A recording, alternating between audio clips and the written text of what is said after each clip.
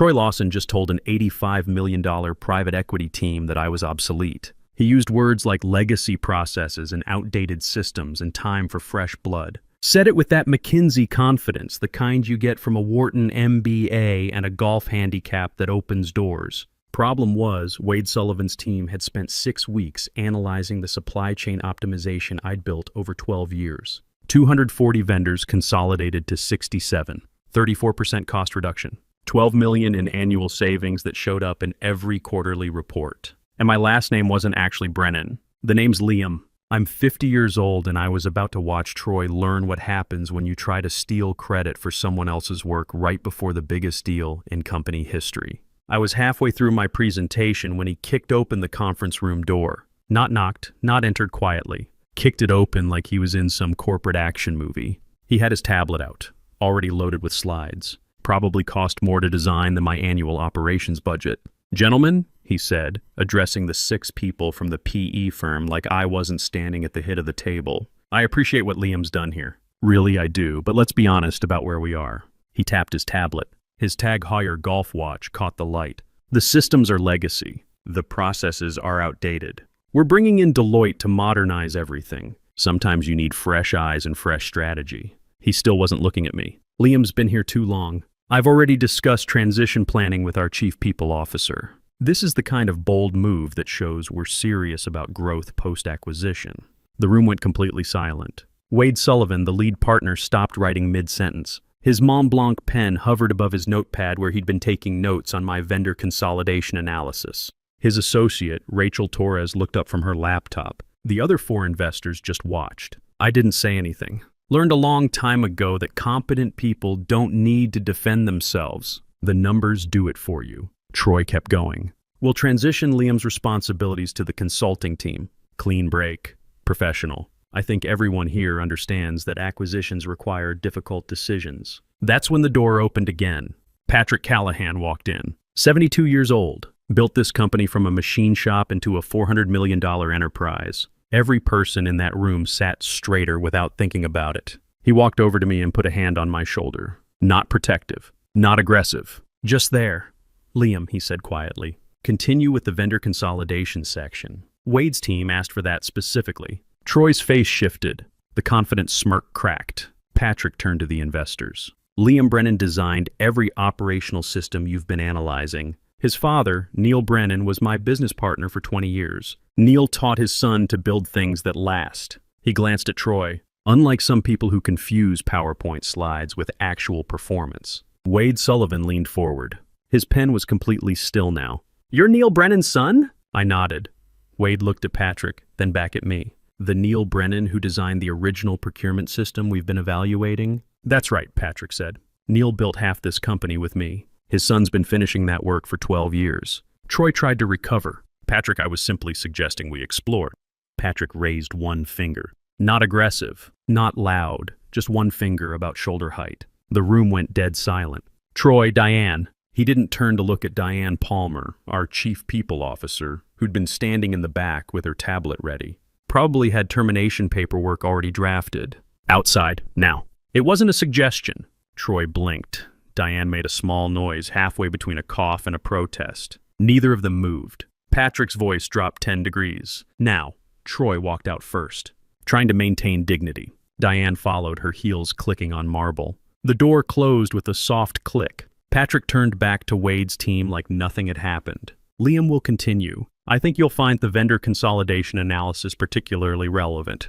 240 suppliers reduced to 67 while maintaining 0 supply chain disruptions." He squeezed my shoulder once, walked to the back of the room, and sat down. Wade Sullivan stared at me for a long moment. Then he flipped back through his notepad, scanning previous pages. Started nodding slowly. "Continue," he said. "So I did. 12 years ago, my father died. Patrick Callahan showed up at the funeral. Dad and Patrick had started the company together in a rented warehouse. 3 employees, 1 broken lathe. Dad handled manufacturing and operations. Patrick handled sales and finance. Together, they built something real. At the reception, Patrick pulled me aside.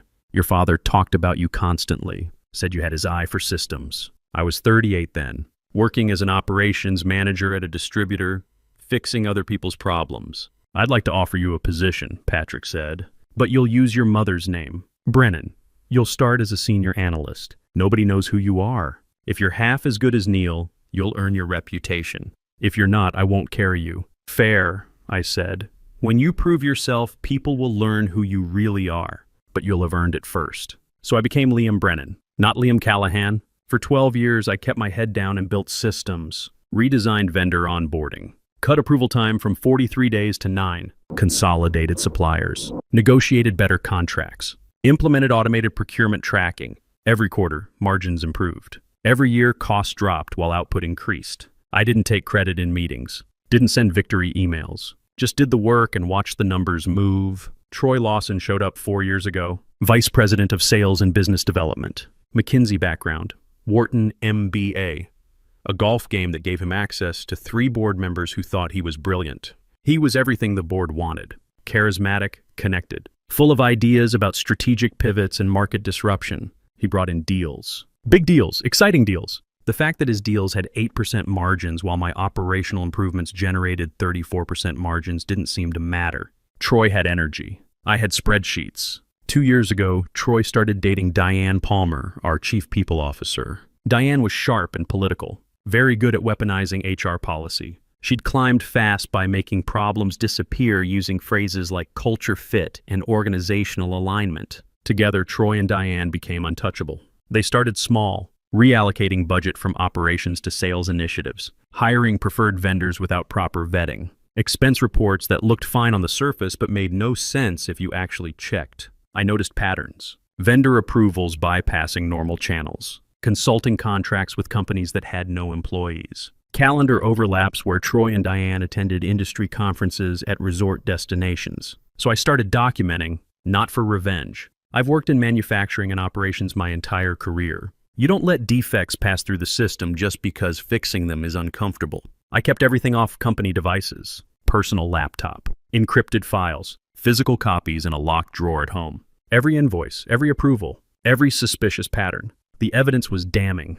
Over 24 months, Troy had approved $2.8 million in vendor payments to 14 different companies. 9 of those companies traced back to his personal network. Summit Strategy Partners was his college roommate. Apex Business Solutions was his golf buddy. Meridian Consulting Group was registered to his brother-in-law's address with 0 employees. Diane enabled all of it, waived 31 background checks, approved 23 executive exceptions to bypass audit triggers, even pressured a junior analyst on my team to backdate invoices. Sarah Walsh, 26 years old. Terrified, I found her crying in the stairwell one afternoon. She'd refused to backdate a consulting invoice, and Diane had called her into HR for a discussion about corporate realities and career trajectory. That's when I knew this wasn't just about money. It was about power, about people like Troy and Diane building empires on other people's fear. I had Slack messages, email chains, calendar records, bank routing numbers, everything an auditor would need. But I didn't turn it in. In political organizations, whistleblowers get destroyed. The system protects people like Troy and Diane. They're connected. They're liked. They bring in revenue. You can't beat them by following proper channels. You beat them by making them irrelevant. So I waited, built my systems, made myself indispensable. And when Patrick started talking to private equity firms about a potential acquisition, I knew the moment was coming. PE firms don't care about charisma. They care about margins, systems, proof the business can run without the founders. Wade Sullivan's team spent 6 weeks analyzing every aspect of Callahan Industries. They loved the operational efficiency, loved the consistent margins, loved the vendor consolidation and procurement automation. They kept asking to meet the person who designed these systems. Troy kept deflecting, said it was a team effort, said he'd implemented these improvements as part of his strategic vision. That's when he decided to make his move. Bring in Deloitte, restructure operations, take credit for 12 years of my work right as the acquisition was closing. He just forgot to check who my father was. After Patrick walked Troy and Diane out of the conference room, I finished my presentation. Wade Sullivan and his team asked detailed questions, real questions, the kind that showed they understood what they were looking at. At the end, Wade closed his notebook. I've been doing this for 30 years, he said. Analyzed hundreds of companies. You know what kills deals? When the revenue looks good, but operations are garbage. When sales brings in business, the company can't deliver. He looked at Patrick, then back at me. Troy sells, you deliver. We're buying delivery.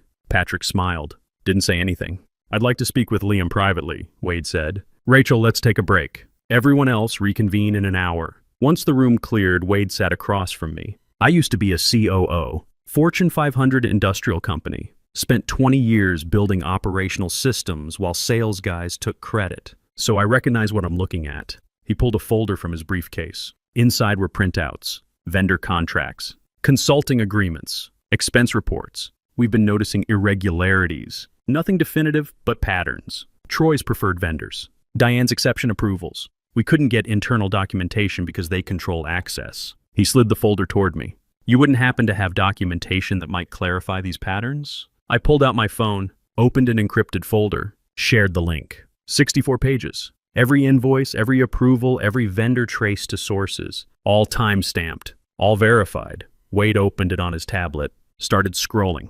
His jaw tightened, but his expression stayed neutral. After 3 minutes, he looked up. How long have you known? 2 years of active documentation. Noticed patterns 6 months before that.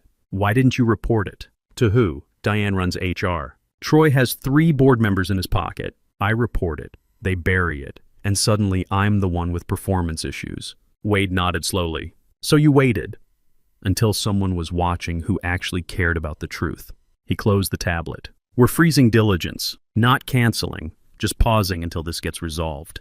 That creates pressure. Troy and Diane will panic. Things might get ugly. I know, you're sure? Once this file goes to the board and our legal team, there's no walking it back. I thought about Sarah Walsh in that stairwell. Thought about 12 years watching smooth talkers climb while competent people got overlooked. I'm sure.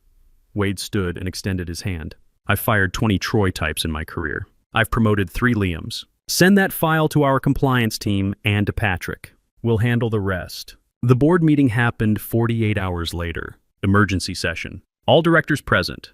Patrick at the head of the table. Troy and Diane sitting together on the left side, confident because they didn't know what was coming. The head of audit, Dana Worth, stood at the projector with a laptop and a stack of printed documents. Patrick nodded once. Dana started. This is a forensic review of vendor payments and HR exception approvals over the past 24 months. The documentation comes from multiple sources, all verified by IT for authenticity. She pulled up the first slide. A vendor payment record. Page 14. Payment to Summit Strategy Partners. Amount, $187,000. Service provided, strategic consulting. Actual deliverable, none documented. She clicked to the next slide. Company registration traces to Marcus Webb.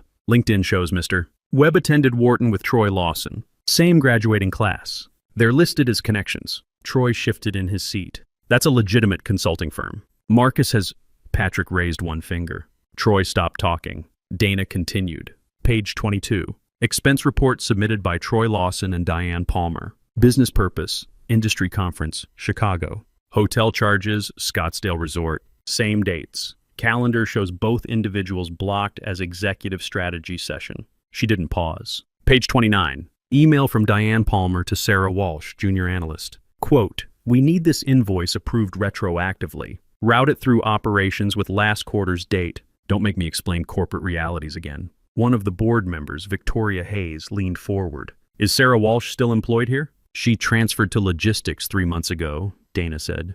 Did she file a complaint? No formal complaint. She told her supervisor she wanted a department change for personal reasons. Victoria wrote something on her notepad. Dana kept going. Page 37. Apex Business Solutions. 6 payments totaling $212,000. Services, leadership development workshops. Company registration, Gerald Chen. Mr. Chen plays golf at the same club as Troy Lawson.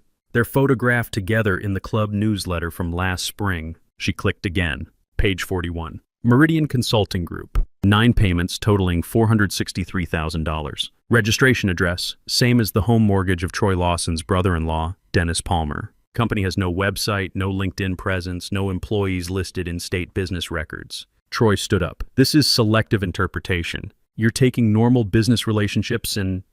Sit down, Patrick said. Not loud, just final. Troy sat. Dana pulled up a spreadsheet. Total questionable vendor payments, $2.8 million over 24 months. All approved by Troy Lawson. All bypassed standard procurement review through executive exceptions granted by Diane Palmer. She turned to face the board directly. Additionally, Diane Palmer waived 31 background checks for contractors and vendors associated with these companies. She approved 23 executive exceptions that would normally trigger automatic legal review. IT forensics confirm all documentation is authentic. Timestamps verified through our cloud backup system. Alan Murphy, another director, spoke up. What's the investor situation? Patrick answered. Wade Sullivan's team has frozen their diligence process pending resolution of these issues. If this looks like fraud during an $85 million acquisition, we're not just losing the deal. We're looking at SEC scrutiny and reputation damage that will follow us for years. The room was quiet. Not shocked quiet. More like jury coming to verdict quiet. Victoria Hayes looked at Troy and Diane. Do you have a response to these findings? Troy stood again, slower this time. He'd lost the McKinsey confidence. These are legitimate business expenses. Some of the vendors are people I know personally. Yes, but that's how business works. Relationships matter. The consulting services were real. Maybe the documentation isn't perfect, but that's a process issue, not fraud. Victoria turned to Diane. And the background check waivers? Diane's voice was steady but tight. Those were judgment calls made in the interest of operational efficiency. We have executive discretion protocols for exactly these situations. I followed policy. You waived 31 background checks, Victoria said, for vendors tied to your boyfriend's college friends and family members. That's not judgment. That's enabling. Diane's face went pale. Troy tried again. Look, I've brought in $40 million in revenue over 4 years. My client relationships, your relationships cost us 8% margins, Patrick said. Liam's systems generate 34% margins. Your revenue means nothing if we can't deliver it profitably. He looked at the board. We have 2 options. We clean house now and show the investors we have operational integrity. Or we protect Troy and Diane, lose the acquisition, and spend the next 2 years explaining to shareholders why we chose politics over performance. Victoria didn't hesitate. Motion to terminate Troy Lawson for cause and suspend Diane Palmer pending legal review. Second, Alan Murphy said. All in favor? Every hand went up. Patrick turned to Troy and Diane. Security will escort you to HR. Your system access is revoked immediately. Legal will contact you regarding restitution and potential criminal referral. Troy's voice cracked. Patrick, we can work this out. I'll pay back whatever you think is questionable. This doesn't need to be ugly. Patrick's expression didn't change. It became ugly when you pressured a 26-year-old analyst to commit fraud because you needed to hide your incompetence. He nodded toward the door. 2 security officers in dark polos stood waiting. We're done here. Troy and Diane walked out, not escorted dramatically, just walked. The door closed behind them. The silence that followed wasn't uncomfortable. It was clean, like pressure releasing from a sealed room. Patrick looked at me. The board voted on something else while you were out. Effective immediately, you're president and chief operating officer. Board seat comes with it. 6% equity from my founder shares. I stared at him. Patrick, this isn't charity. This is what should have happened 3 years ago. Your father and I built this company on operational excellence. Troy almost destroyed it with charisma and connections. The board needs to remember what matters. He stood and walked to the window. You could hear the manufacturing floor through the glass. Machinery humming. People working. Neil would be proud, Patrick said quietly. Not because you took down Troy, because you built something worth protecting. 2 weeks later, Wade Sullivan's team resumed diligence. They cleared us in 4 days. The closing dinner was at a steakhouse downtown. Darkwood, quiet conversations. The kind of place where deals get signed over whiskey that costs more than most people's car payments. Patrick and I walked in together. Wade stood when we approached. His team was already seated. Rachel Torres.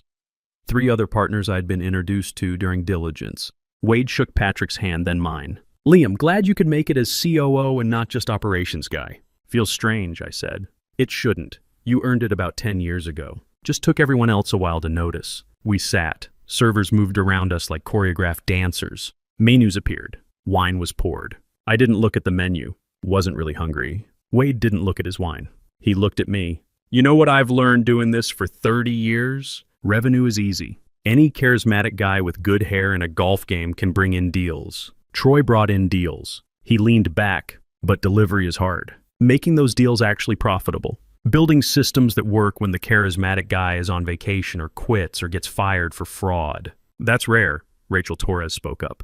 We see Troy types constantly. They're a dime a dozen. McKinsey, BCG, Bain.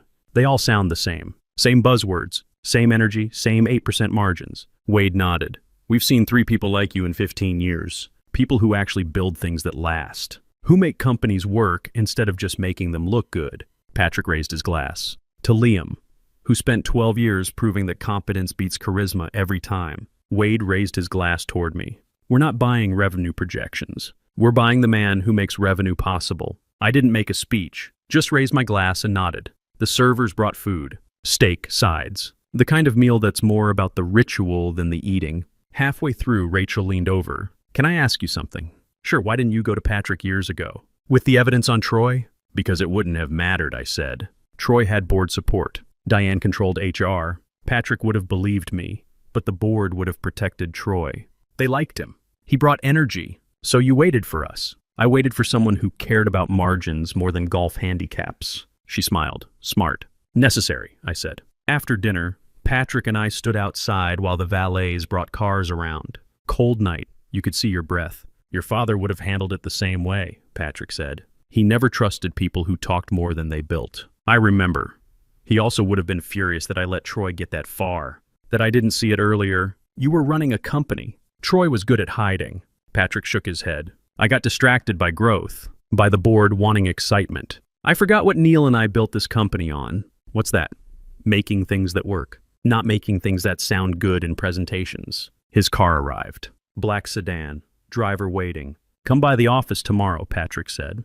"We need to talk about the manufacturing expansion in Tennessee. That's your call now, not mine." He got in the car and left. My car came next. I drove home thinking about the last 12 years. All the quiet work. All the systems built while other people took credit. All the times I could have quit or complained or made noise. I thought about Sarah Walsh, who'd transferred to logistics to escape Diane's pressure. About the junior analysts who'd watched Troy get promoted while their actual work got ignored. About my father, who'd spent 20 years building half a company that almost got destroyed by someone who'd only been there 4. When I got home, I poured a drink and sat on the back deck. Cold night, clear sky. My phone buzzed. Email from Wade Sullivan. Contract executed. Closing in 30 days. Board seat paperwork attached. Welcome to the new phase. I opened the attachment. Official documents. President and Chief Operating Officer. Board of Directors. 6% equity. Liam Callahan, not Liam Brennan. My real name. Finally on paper. Finally earned. I thought about calling someone. Celebrating. Making noise about the win. Instead, I finished my drink and went inside.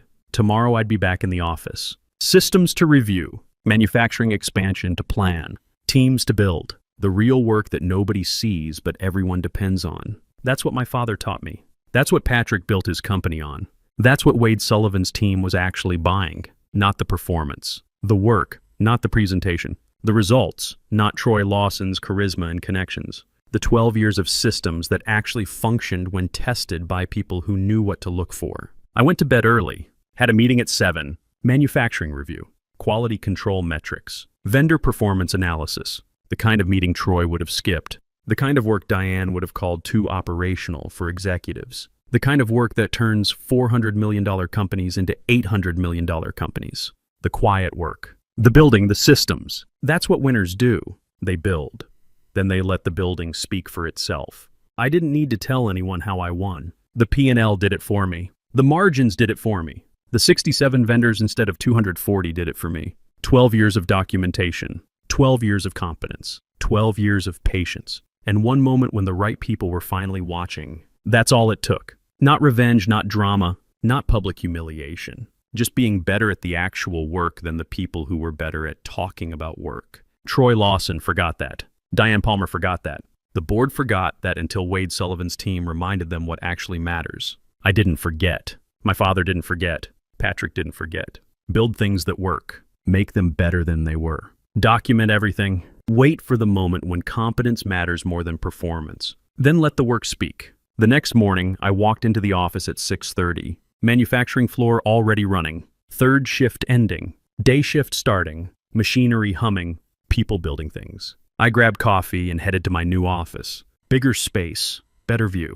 Name on the door, Liam Callahan, President and COO. My real name. Finally visible. Finally earned. I sat down, opened my laptop and started working. Just like the last 12 years. Just like my father did for 20 years before that. Building systems. Making things work. doing the quiet work that nobody notices until someone finally looks close enough to see what's actually holding everything together. That's the game. That's how you win. Not by being the loudest. By being the one still standing when the loud ones burn out. Troy's gone, Diane's gone. The shell vendors are gone. The board members who love Troy's energy are now asking me how we're going to scale operations for the acquisition. And I'm still here, still building, still making things work. Just like always.